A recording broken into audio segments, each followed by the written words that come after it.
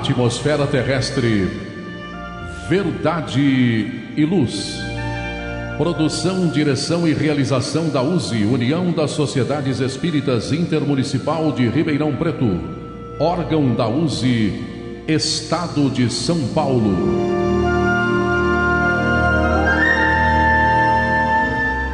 Verdade e Luz.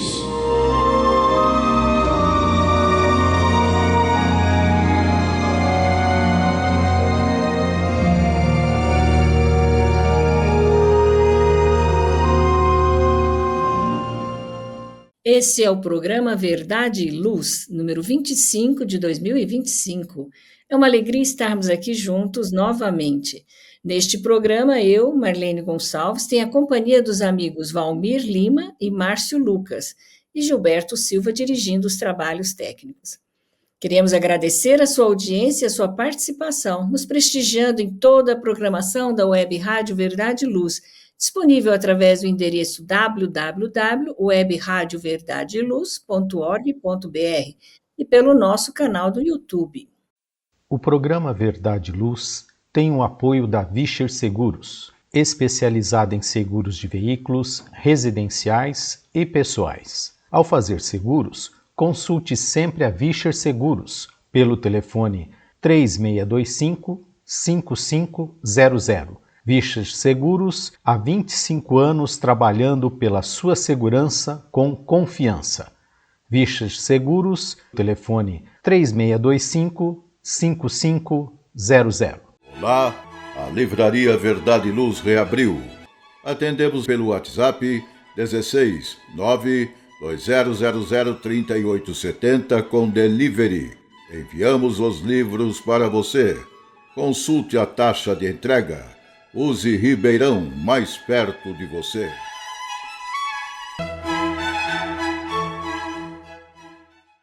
O programa Verdade e Luz apresenta estudos da codificação espírita, além de esclarecimentos e mensagens do Evangelho de Jesus. Em todos os programas, apresentamos ainda comentários e reflexões sobre temas atuais, contribuindo para o embasamento da fé raciocinada.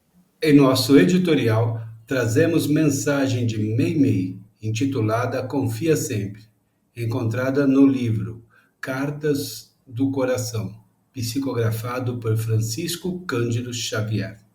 Dando continuidade ao estudo de O Livro dos Espíritos, apresentaremos nossas reflexões diante das perguntas de número 700 a 703, encontradas no livro 3º, As Leis Morais. Estamos no capítulo 4, Lei da Reprodução, no item 5, Poligamia, e entraremos no capítulo 5, Lei da Conservação, item 1, Instinto de Conservação.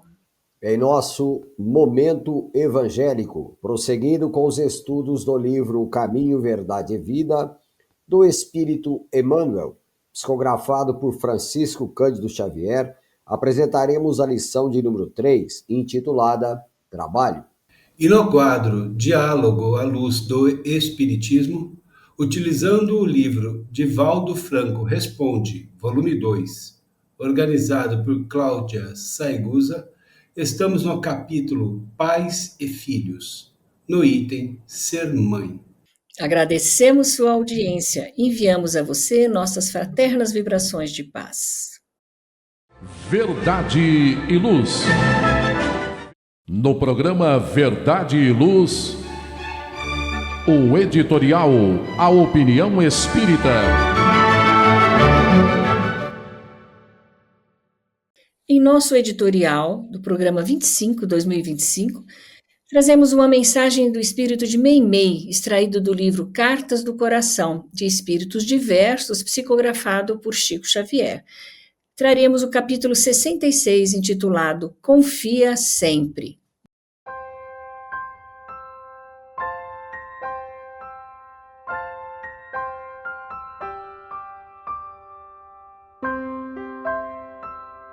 Não percas a tua fé entre as sombras do mundo. Ainda que os teus pés estejam sangrando, segue para frente, erguendo-a por luz celeste acima de ti mesmo.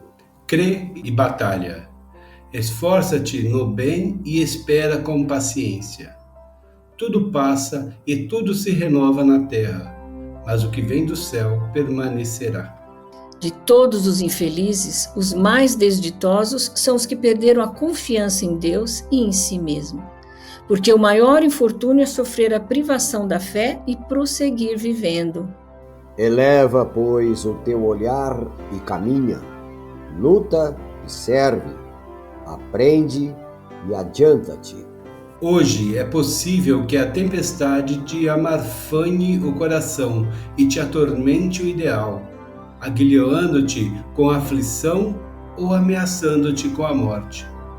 Não te esqueças, porém, de que amanhã será outro dia. Verdade e Luz.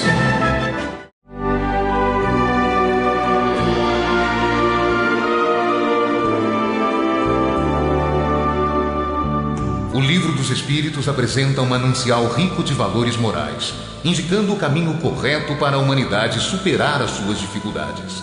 Marco inicial e pedra fundamental do Espiritismo, o Livro dos Espíritos contém os princípios básicos da doutrina espírita. Valiosa oportunidade de estudar sobre a imortalidade da alma, de onde viemos e para onde iremos, a natureza dos espíritos e suas relações com as pessoas, as leis morais, a vida futura e o porvir da humanidade. A partir desse momento, no programa Verdade e Luz, estudando o Livro dos Espíritos.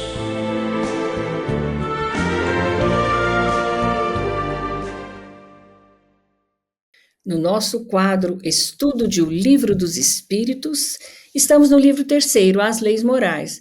Hoje vamos encerrar o capítulo 4, Lei da Reprodução, trazendo o item 5, Poligamia. Estamos então na questão 700, Kardec pergunta aos espíritos: a igualdade numérica aproximada entre os sexos é um indício da proporção em que eles se devem unir? Valmir. E assim respondem os espíritos da codificação: sim, pois tudo tem um fim na natureza. Bom, aqui, o fim é o que se observa aqui, é a finalidade, o porquê. Deus, inteligência suprema, causa primária de tudo, criador de tudo o que existe, também fez as tuas leis, obviamente visando o nosso progresso, nossa elevação, e assim, obviamente, criou todas as condições propícias para que nós, no exercício de nossas faculdades intelectuais, as nossas faculdades morais, pudéssemos então fazer os devidos progressos necessários para a nossa evolução, para que de futuro possamos gozar dos atributos que todos nós temos em latência. Atributos esses que precisam ser moldados, trabalhados, compreendidos, de certa forma, como diz o Espírito Joana de Ângeles, sopesados por nós, ou seja, sentidos por nós mesmos os efeitos de nossos atos, de nossas atitudes, enfim, tudo aquilo que praticamos é preciso ser por nós observado, sentido, senão nós não temos a dimensão daquilo que praticamos. Então, a igualdade numérica entre os sexos já indica a necessidade como nós nos devemos unir.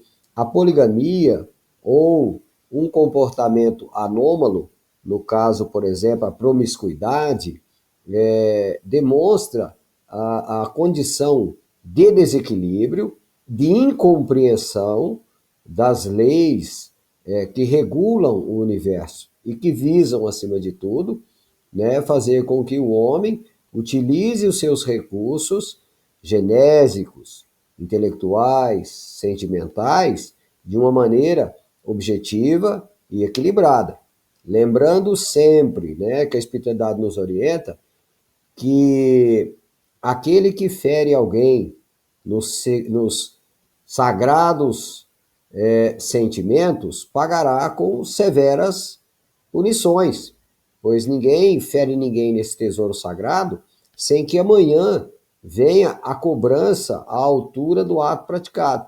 Então, é da lei, que a gente tenha o direito do plantio, mas a colheita é obrigatória. Então, para aqueles desarvorados, desajustados, que acreditam que o rompimento dos laços sagrados da família, do casamento, instituindo a poligamia ou outro comportamento anômalo, saberá que um dia esse tipo de comportamento induzindo a outros a erros por falta de critérios, de inteligência, de moralidade, serão responsabilizados. Lembrando sempre que o Instituto Familiar é uma das organizações humanas mais bem-sucedidas que existe até o presente momento. Nunca a humanidade alcançou com uma instituição, né, por ela criada, pelos seus exercícios de liberdade,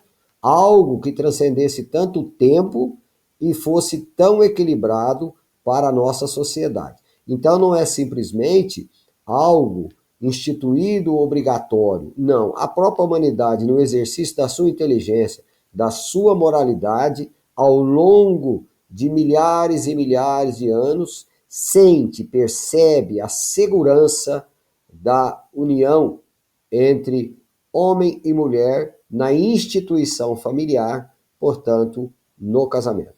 Marlene. Obrigada, Valmir. Na questão 701, Kardec continua. Qual das duas, a poligamia ou a monogamia, é mais conforme à lei natural? Márcio. E os espíritos responderam: a poligamia é uma lei humana, cuja abolição marca um progresso social. O casamento, segundo as vistas de Deus, deve fundar-se na afeição dos seres que se unem. Na poligamia não há verdadeira afeição, não há mais do que sensualidade. Comentários de Kardec, né? Antes de fazermos uma reflexão, Kardec deixa seus comentários sobre essa questão da seguinte forma, abrindo aspas para ele. Se a poligamia estivesse de acordo com a lei natural, devia ser universal, o que, entretanto, seria materialmente impossível em virtude da igualdade numérica dos sexos.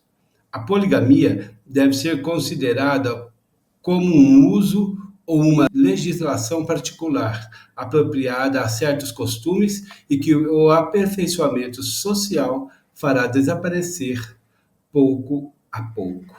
Marlene, Valmir e amigos que estão conosco, mais direto impossível, né? Porque os espíritos são sempre do sim, sim e não, não, né? Não tem meios termos.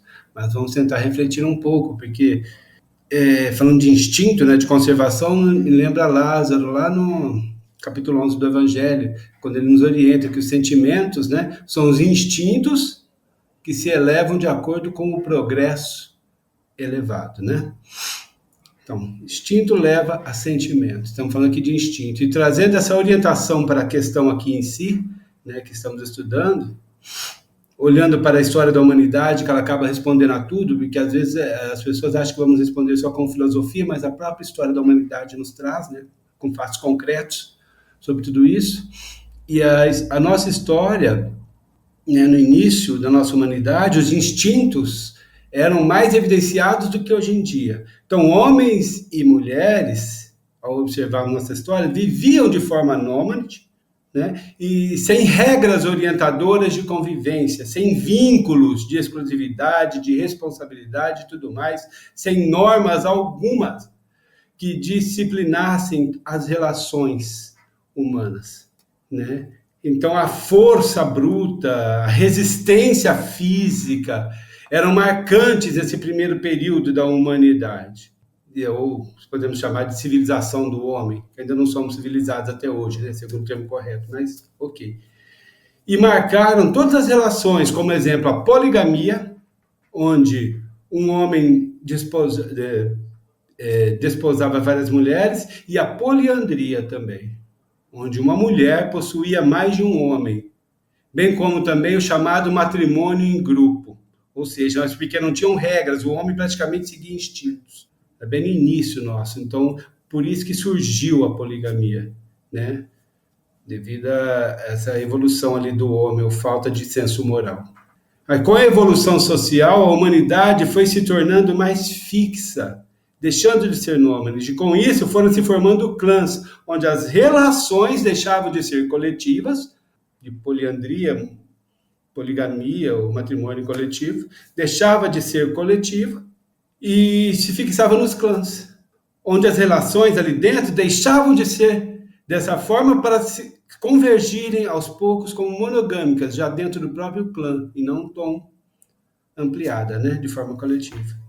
A segurança formada por esses clãs era muito mais relevante do que a consanguinidade à época, pois formava uma proteção contra as agressões externas. Então, a própria evolução social do homem foi o prontificando a se fixar mais em relações mais próximas, pela própria proteção dele, o instinto de conservação. E através do instinto de conservação, que é o nosso próximo tópico de estudos, né? Por isso que no livro tudo tem uma sequência, né? A perpetuação da espécie pela própria tribo levou ao casamento, fazendo com que a relação monogâmica chegasse a uma instituição social que era o casamento. E as funções do casamento voltavam-se para a criação dos filhos, transformação de valores, servindo como núcleo econômico e organizador das tarefas diárias da vida. Apenas isso. Não envolvia sentimentos. Historicamente, o casamento tinha o objetivo na gerência da estabilidade social, sendo mais importante do que o amor entre os casais. Então, como a história nos mostra, o próprio tempo regula e destrói todas as leis humanas, à medida que o homem vai evoluindo moralmente, vai transformando o instinto e se aproximando dos sentimentos. E à medida que a humanidade evolui moralmente, a monogamia vai ganhando espaço e trabalhando todo o processo educacional e instrutivo de todos os habitantes. E nesse processo evolutivo, meninos que nos acompanham, lembrando a orientação de Lázaro, o instinto vai se elevando para se tornar sentimento. E a humanidade vai percebendo que as relações poligâmicas só envolvem sensualidade, como falam os espíritos, paixão fugaz e sem qualquer freio social ou moral. E vai compreendendo, então, que o casamento, através dessa evolução, instituição que a monogamia leva, né? O casamento é muito mais que uma organização com interesses de procriação e financeiro, como a humanidade tratou e trata até hoje os casamentos. Esse mesmo tempo que destrói e reorganiza as leis humanas, leva a humanidade a compreender o conceito real de casamento que a doutrina espírita nos trouxe, e que vai muito além de uma união social, como era e muitos enxergam até hoje. Como a doutrina nos traz, que é um encontro de almas, unidas pelo sentimento mais nobre, que é o amor. Marlene. Obrigada, Márcio. Encerramos assim o capítulo 4 aqui do Livro dos Espíritos. Vamos fazer uma pausa, já estamos de volta. Verdade e Luz. Olá, eu sou André Bordini, estou convidando você para participar conosco da 52ª Feira do Livro Espírita de Ribeirão Preto, FLERP, que irá se realizar do dia 4 ao dia 13 de julho, agora de 2025, na Praça 15 de Novembro, no centro de Ribeirão Preto, em frente ao Teatro Pedro II.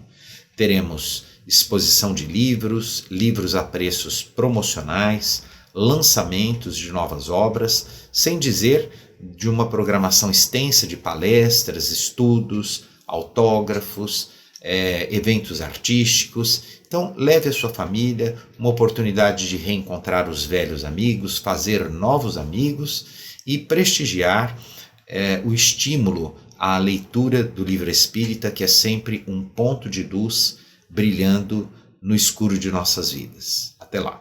Olá, a Livraria Verdade e Luz reabriu.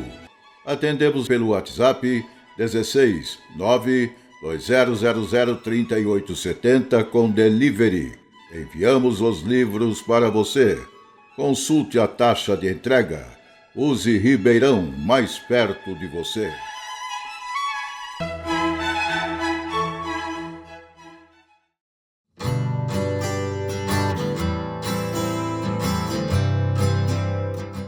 Você já foi a um centro espírita? O Centro Espírita é uma escola onde podemos aprender e ensinar, espalhar o bem e exercitar a solidariedade. Existe sempre um centro espírita perto de você, com horário e dia de sua conveniência. Faça parte de um centro espírita. Aprenda a dividir, a estudar junto, a trocar sorrisos e experiências. No centro espírita você encontra amigos e faz mais amigos. Respeita as diferenças e aprimora os seus conhecimentos. Frequente um centro espírita. Uma campanha da USE Ribeirão. Saiba mais em www.userp.org.br.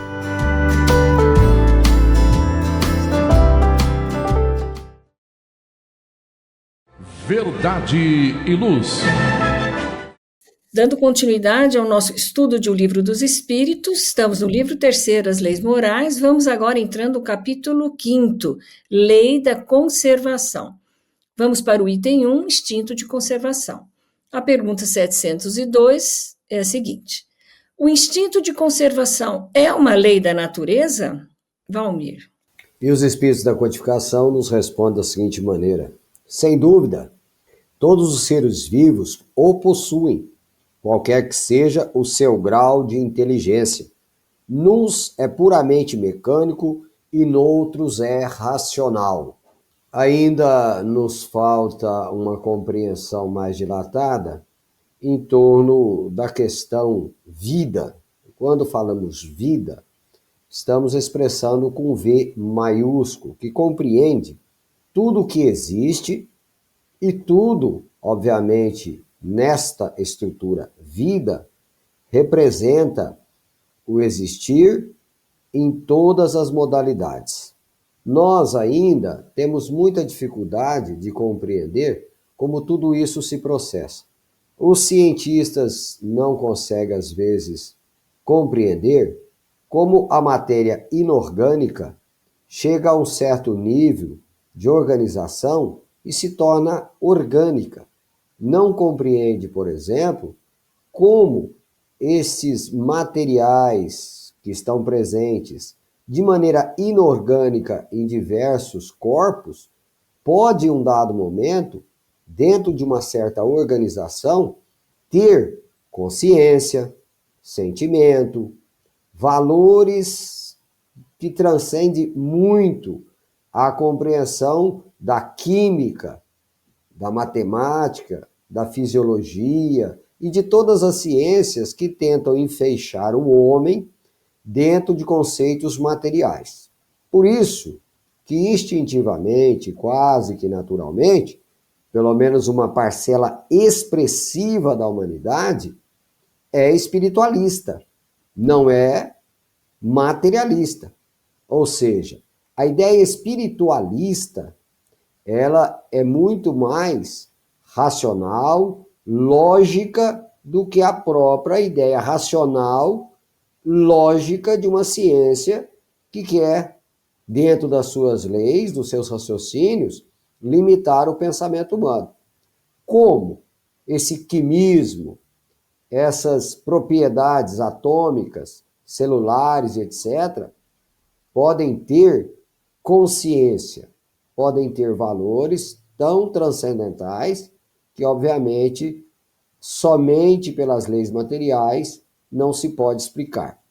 Então, o instinto, por exemplo, aqui, ele não pode ser representado como algo elétrico que responde simplesmente a impulsos do cerebelo ou das condições de cada organismo. Não. O instinto aqui, em certos seres, é inteligentíssimo, é pensado, é calculado, com todos os detalhes de que o indivíduo possa se preservar. Como diz, em alguns é cego esse instinto, em outros é elaborado esse instinto. Então, obviamente demonstra aí que numa escala zoológica, evolutiva, é como se cada ser dentro da sua estrutura, né, onde ele está localizado, ele tenha muito mais experiência, ele tenha muito mais acúmulo de poder pensar em torno de certas defesas, de certas preservações e assim por diante. Então, um dia chegará que a ciência, né, unida às ideias espiritualistas, obviamente dizemos aqui das ideias com lógica, não aquelas que os cérebros orgulhosos e etc. engendram, né, criam. Estamos falando de ideias perfeitamente ajustadas, né, onde a inteligência, né, e a crença espiritual possam perfeitamente estar lado a lado, compreendendo que quem governa e quem move a matéria é o espírito. Então, por isso que quando este ser, né, quando seja no princípio inteligente nos animais, ou diria até nos vegetais, ou quando está no reino humano, tem comportamentos de defesa e de preservação, cada um gradual ao seu nível evolutivo. Então, como na síntese, né, colocada por Leon Denis, onde ele diz que o princípio inteligente dorme na pedra, agita-se no vegetal, sonha no animal e acorda no homem, demonstrando que há um ciclo, que obviamente culmina numa condição cada vez mais bem elaborada e superior. No futuro, ultrapassando os limites puramente humanos, estaremos então no reino angélico, onde esta capacidade de ação, de conhecimento, de inteligência, de sentimento, ultrapassa toda a nossa compreensão na condição humana. Marlene. Obrigada, Valmir. Dando sequência, a questão 703 pergunta: com que fim Deus concedeu a todos os seres vivos um instinto de conservação? Márcio. Resposta dos Espíritos: porque todos devem colaborar nos desígnios da providência. Foi por isso que Deus lhe deu a necessidade de viver. Depois, a vida é necessária ao aperfeiçoamento dos seres. Eles o sentem instintivamente, sem disso se aperceberem. Então, como vemos, o objetivo divino com tal instinto, né, aqui falado da observação, foi o do aperfeiçoamento dos seres, né? Sendo assim, já que a vida é necessária a tal aprimoramento, nós podemos concluir que as criaturas têm, né, instintivamente necessidade de viver. E é isso que nos fala a resposta do Livro dos Espíritos. Portanto, partindo-se da premissa de ser o instinto de conservação inerente a todos os seres vivos, como muito bem explicou até o Valmir anteriormente, né? É inerente a todos os seres vivos, deduz-se ser ele, então, a base do direito de viver, o primeiro de todos os direitos naturais dos homens, né? Ele é o primeiro de todos os direitos naturais dos homens, o direito de viver. O instinto de conservação, se olharmos assim, colocando para o corpo físico, ele é uma lei natural, pois a própria doutrina nos diz que a vida material é necessária ao aperfeiçoamento moral do espírito. Perfeito, falando aqui de nós homens, né? Porque o Valmir explicou muito bem, né, sobre as partículas, sobre tudo mais. Falando sobre nós homens, né, a lei de conservação do corpo físico é uma lei natural, né? Nos diz a própria doutrina por quê. Então, a lei de conservação ela é outorgada por Deus para que as criaturas a tenham na consciência, visando com isso o seu aperfeiçoamento, a sua evolução, e utilizando-a mesmo sem a perceber, porque a consciência lhe guia. Portanto, jamais devemos nos privar da responsabilidade de buscar a conservação pelas próprias forças, devendo todos nós fazê-la sem terceirizar responsabilidades pela nossa própria existência, porque ela já está em todos nós. Não tem como terceirizar isso. Da mesma forma que isso é uma responsabilidade nossa, porque está na nossa consciência, é aí que começa todo o problema com o uso da lei de conservação. Porque desde que cada um pensa em si, antes de pensar nos outros, e cogita isso todos nós, antes de tudo, satisfazer aos próprios desejos, Cada um de nós, naturalmente, cuida de proporcionar a nós mesmos essa satisfação a todo custo e sacrifica sem escrúpulo os interesses alheios, assim nas mais insignificantes coisas como nas maiores. E isso estamos falando tanto de ordem moral quanto de ordem material.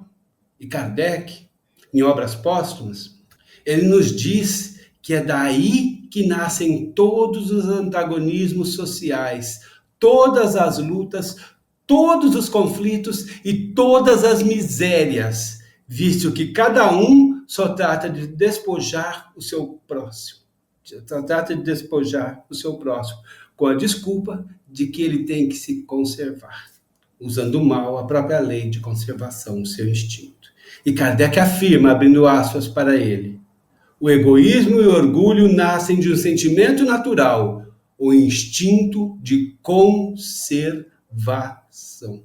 E continua Kardec, o homem não foi criado egoísta nem orgulhoso por Deus, que o criou simples e ignorante. Ele é que se faz egoísta e orgulhoso, exagerando o instinto que Deus lhe outorgou, olha a minha língua, para a sua conservação. Fechando aspas para Kardec em Obras Póstumas.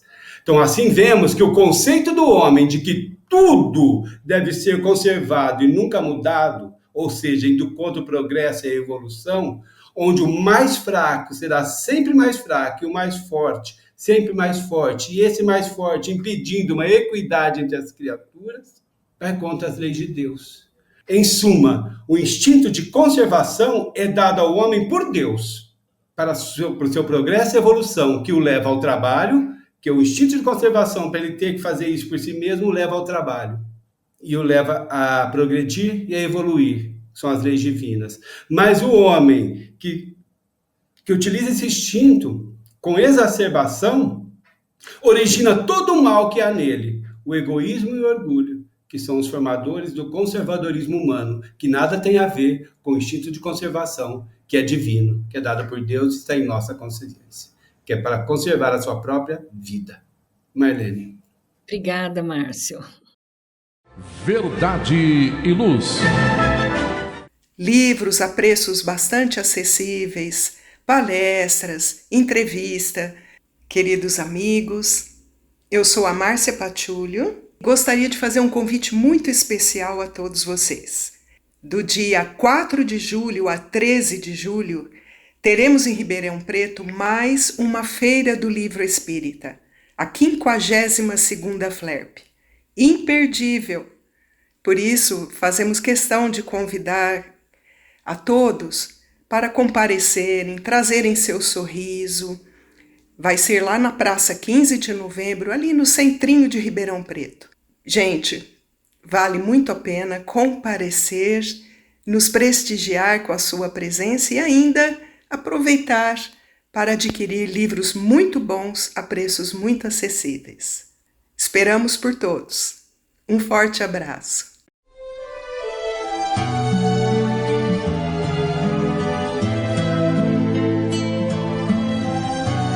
Para você que procura a paz, a alegria e o equilíbrio, nada mais salutar do que as palavras de vida eterna trazidas por Jesus, ensinando a amar a Deus e ao nosso próximo. Tenha todos os dias o seu momento evangélico, lembrando sempre que quem acende uma luz é o primeiro a se iluminar e quem faz o bem vive em equilíbrio. A partir desse instante, Momento Evangélico. Bom, amigos, vamos agora para o quadro Momento Evangélico. Estamos aqui estudando o livro Caminho, Verdade e Vida, no capítulo 4. É uma mensagem de Emmanuel, o livro de Emmanuel, psicografado por Francisco Cândido Xavier. O nosso capítulo de hoje é intitulado Trabalho. E aí, Emmanuel vai fazer um comentário a partir da epígrafe. E Jesus lhes respondeu: Meu Pai obra até agora, e eu trabalho também. Essa é a passagem de João, capítulo 5, versículo 17.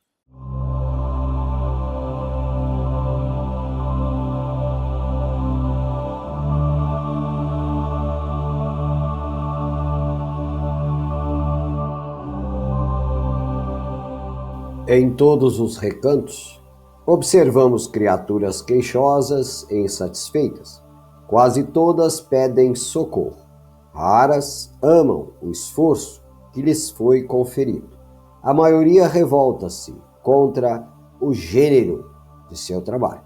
Os que varrem as ruas querem ser comerciantes.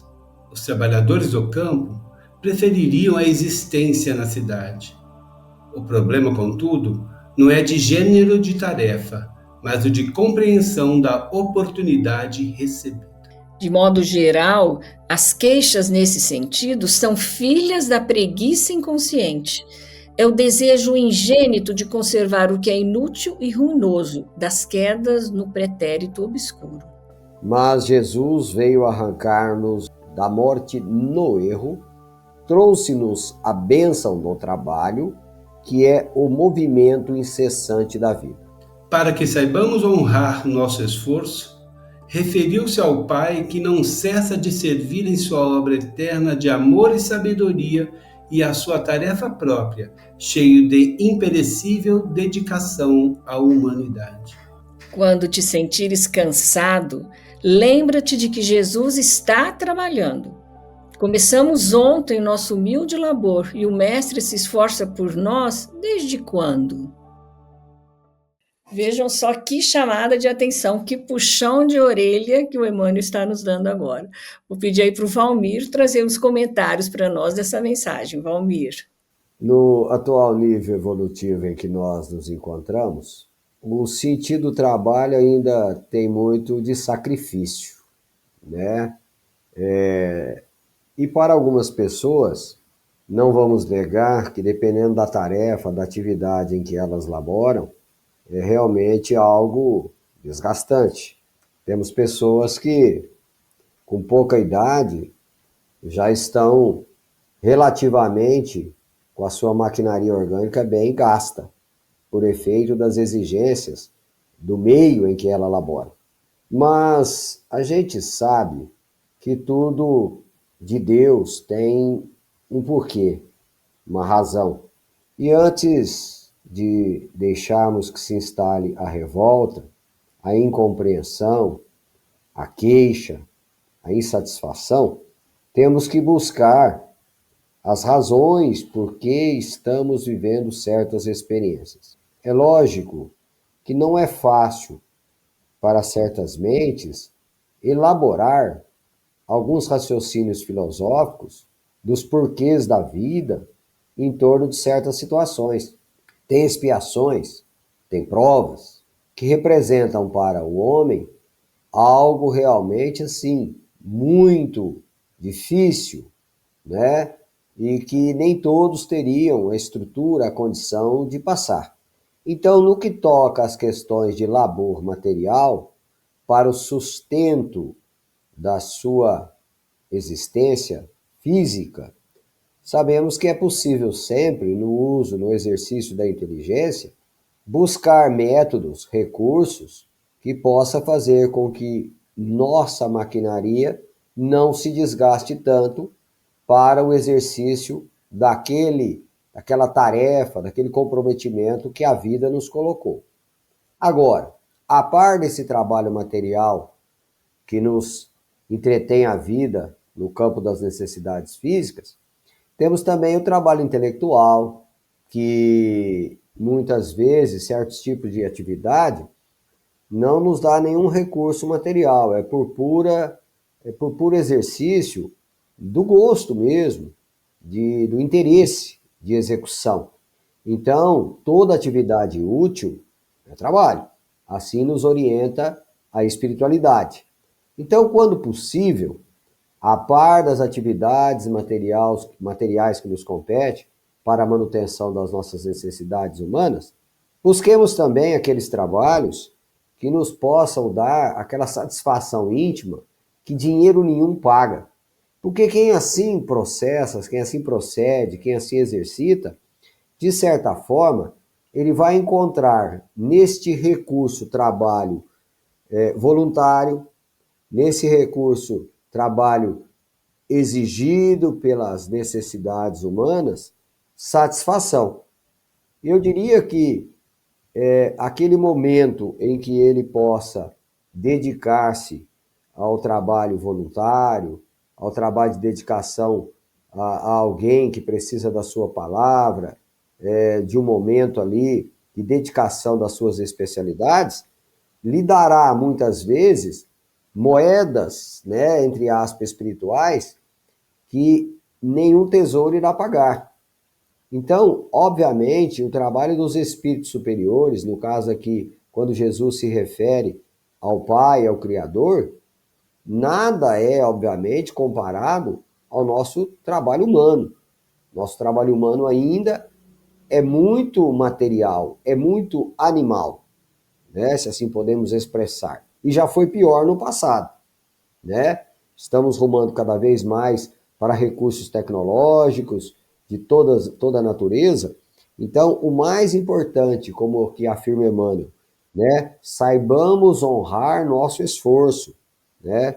Saibamos compreender que tudo aquilo que fazemos com amor, com humildade, com sabedoria, na tarefa que nos compete, obviamente, nós seremos contados como aqueles benfeitores de si, pelo exercício, né, da atividade que lhe competiu, com a devida competência e humildade, mas também alguém que serviu à humanidade onde ele estava inserido. Porque do trabalho, da atividade dele, certo? Ele estará beneficiando muitos. É óbvio, né, que todos nós temos missões, trabalhos. E também não adianta nós queremos atividades que não nos competem, né? Como você quer ser um médico se você não estará disposto a pagar os custos, não digo só custos materiais, não. Estou falando das dedicações que o trabalho compete. Então, às vezes, é preferível você ser um bom profissional no seu labor diário simples e humilde do que almejar aquilo que não lhe compete executar. Então, se todos nós escolhêssemos, né, com humildade e respeitando nossos limites, as tarefas que nos competem, sem se diminuir, sem achar-se menor do que os outros, porque todos nós temos tarefas a cumprir, estaríamos muito felizes. Então, sejamos bons mecânicos, ou bons eletricistas, ou bons médicos, ou bons advogados, ou bons professores, etc.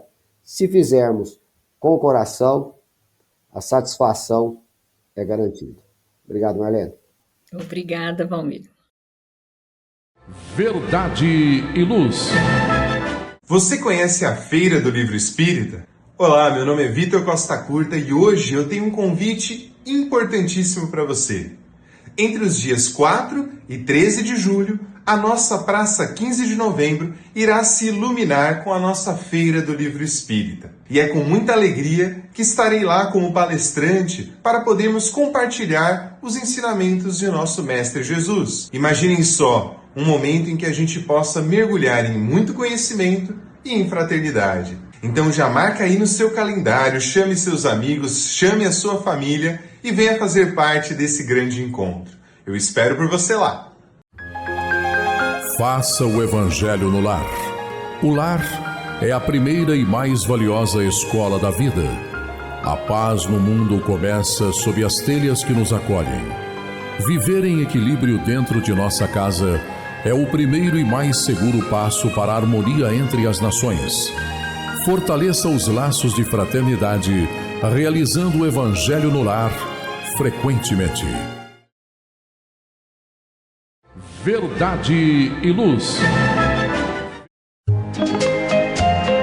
Num mundo cheio de contrastes, onde o mal parece sempre derrotar o bem, por que existe tanta desarmonia? A sociedade nunca terá paz? Já entendemos as lições trazidas por Jesus? Seguir seus passos é possível?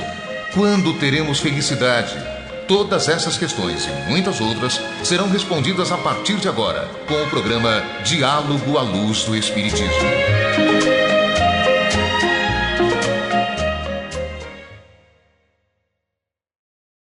Vamos agora para o nosso quadro Diálogo à Luz do Espiritismo, programa 25 de 2025. Trata-se do livro de Valdo Franco Responde, organizado por Cláudia Saegusa. Estamos no volume 2, capítulo Pais e Filhos, e o item Ser Mãe. Foi perguntado, então, a Divaldo. Existe um ditado popular que afirma que uma mãe cuida de 10 filhos, mas 10 filhos nem sempre cuidam de uma genitora. Sua mãe teve 13 filhos. Ser mãe é padecer no paraíso? Divaldo Franco responde: em realidade, o conceito poético de padecer no paraíso parece-me injusto, porque o fato de amar elimina qualquer forma de padecimento. A primeira assertiva de que a mãe é capaz de cuidar de 10 filhos, mas 10 filhos talvez não saibam cuidar da mãe. A mim parece muito interessante. No entanto, esta questão do padecimento é muito relativa, porque a dor faz parte da nossa agenda da evolução. Embora seja uma imagem poética muito bela, padecer no paraíso, as mães nunca padecem, elas amam. Importantes reflexões aí, Divaldo nos aponta. Gostaria de pedir para o Márcio trazer uns comentários para nós dessa parte. Márcio. Sim, Marlene e amigos, como o Divaldo terminou o texto, né, elas amam. E amar, né, segundo o Divino Mestre Jesus, que é o caminho, verdade e a vida, como ele disse, ninguém vai ao Pai senão por mim. Então, podemos concluir que amar, segundo Jesus, é caminhar para junto de Deus, já que ele é o caminho, verdade e a vida e nos leva a ele. Né? Porque, como ele nos explicou, pois só amamos a Deus através do amor ao próximo. E esse amor ao próximo, uma opinião assim que às vezes eu tiro, o menos distante que a nossa condição evolutiva consegue enxergar pela incondicionalidade, né, que o amor traz e tudo mais, acho que o menos distante que conseguimos, como seres orgulhosos, observar é esse amor de mãe. Não que a mãe seja o verdadeiro amor, mas é o menos distante que na nossa condição evolutiva a gente consegue entender, assim, menos distante do que Jesus nos falou, porque é incondicional, é tudo. Como diz o próprio texto, ela ama os 10 filhos, não tem escolhas, é incondicional. Então, nesse sentido, que a gente consegue visualizar o que é o amor de Jesus de uma forma muito distante, porque somos ainda muito egoístas, né? E analisando o que nos fala sobre o padecer, que nada tem a ver com sofrer por ser mãe, por amar, que amar não nos faz sofrer, as dores são consequências do mau uso do nosso livre-arbítrio. Ou seja, a falta da prática do amor, a caridade em nossas escolhas e atitudes, que é exatamente oposto ao amar. Amar não faz padecer, como disse Divaldo. O que faz padecer é a falta do amor.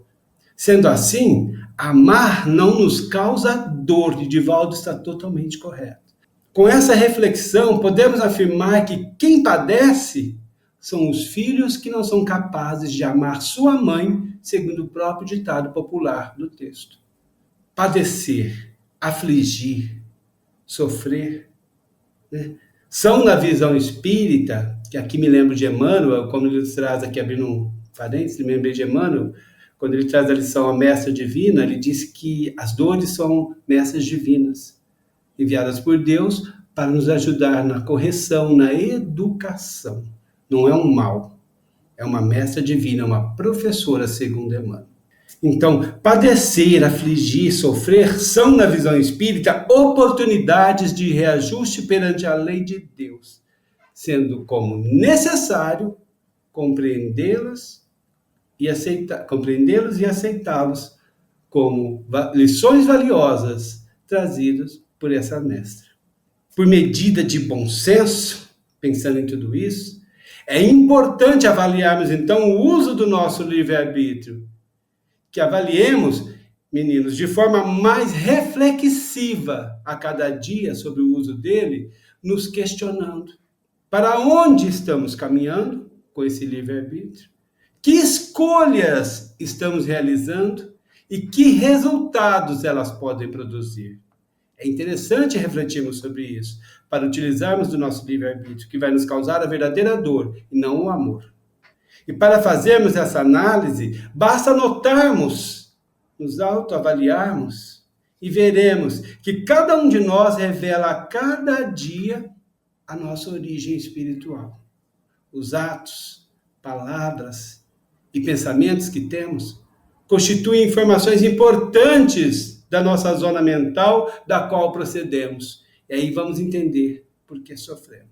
Essas reflexões, penso, que elas se fazem importantes porque todos os dias choramos, lamentamos, nos desesperamos diante de qualquer problema, de qualquer tormento, de qualquer dificuldade vivida. Mas muitas vezes nos esquecemos e muito mesmo, que todas essas dificuldades têm origem em nós mesmos, quando analisamos a nossa própria origem espiritual, analisando nosso pensamento, nossas falas e tudo mais que fazemos. Esse encontro conosco mesmo nos faz enxergar que muitas das aflições, dos padecimentos, são gerados na atual existência, devido ao descuido, à negligência, à má vontade ou o temperamento de cada espírito. Obrigada, Márcio. Bons motivos aí para reflexão aí, né, para nós todos. Verdade e Luz. Bom, amigos que nos ouvem e nos assistem, estamos chegando ao final do programa Verdade e Luz. Agradecemos a sua participação e também aos nossos patrocinadores.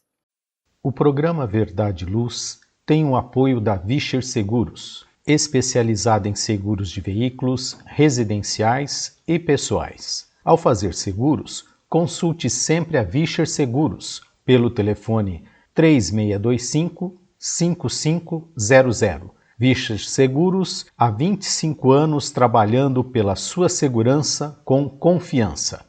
Vischer Seguros, telefone 3625-5500.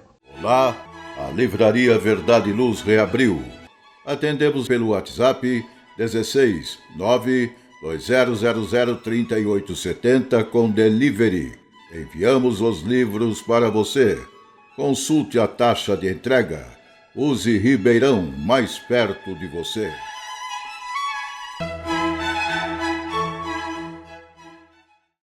Convidamos agora os amigos Valmir Lima e Márcio Lucas para suas considerações finais. Valmir. Sempre agradecido pela presença dos companheiros Márcio, Marlene, na técnica, nosso companheiro Gilberto. Agradecendo sempre a Jesus, o divino amigo de todas as horas, a espiritualidade que nos assiste, aos irmãos e amigos que nos ouvem, que acompanham o nosso programa Verdade e Luz pela web rádio Verdade e Luz. A todos, o nosso agradecimento e até a próxima oportunidade. Márcio. Agradecendo a todos, né? A Deus acima de tudo, né? Nosso Pai, que permite mais um dia de existência, para que possamos brigar com as más inclinações e principalmente quando temos a oportunidade de estudo, brigando com as nossas más inclinações com o estudo, aqui trazemos um pouco de reflexões, né? Como trouxe o Valmir, trouxe todo o texto que nos trouxe aqui a Marlene, né? E todos os comentários. Então, assim, acho tem que agradecer a Deus por essa oportunidade e grato aos irmãos que estão conosco, nessa harmonia de pensamentos conseguimos realizar mais um programa Verdade e Luz. Obrigado ao nosso anjo de guarda, né? O Gilberto, que está aí. Obrigado, Marlene, por estar conosco. Muito obrigada, amigos. Muito bom estar com vocês, Valmir, Márcio, também Gilberto. E aproveitando a oportunidade, convido a todos para que ouçam toda a programação da Web Rádio Verdade e Luz, que também divulguem para seus amigos. Quem quiser ouvir os programas anteriores, é só acessar o nosso podcast Web Rádio Verdade e Luz, ou nosso canal do YouTube. Que Deus nos abençoe a todos e até o próximo programa Verdade e Luz. Verdade e Luz. Produção, direção e realização da USE, União das Sociedades Espíritas Intermunicipal de Ribeirão Preto. Órgão da USE, Estado de São Paulo.